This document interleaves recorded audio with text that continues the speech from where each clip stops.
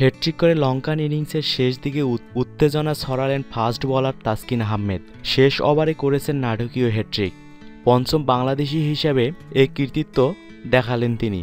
One day ক্রিকেটে এই নিয়ে ৪১ বার হ্যাটট্রিকের ঘটনা ঘটল। ডাম্বুলাতে প্রথম একদিনের ম্যাচে লঙ্কানদের মাত্র ৩৩৪ রানে গুটিয়ে দিয়েছিল বাংলাদেশ। কিন্তু মঙ্গলবার টাইগারদের বোলিং ছিল হতাশার।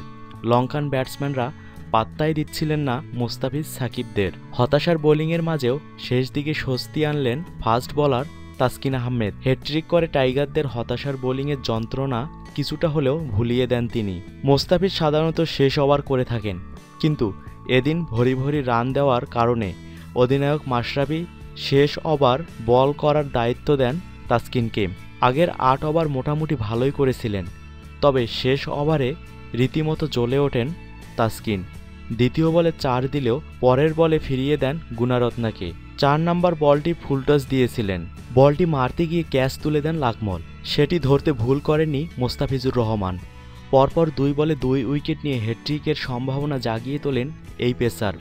দারুণ এক ইয়র্কারে সেই সম্ভাবনাকে বাস্তব রূপও দেন তাসকিন। ক্যারিয়ারের প্রথম হ্যাটট্রিক করার গৌরব অর্জন করেন এভাবেই। ওয়ানডে ক্রিকেটে এটা ৪১তম হ্যাটট্রিক, আর বাংলাদেশি পঞ্চম বোলার হিসেবে এ কৃতিত্বে নাম লেখান তাসকিন।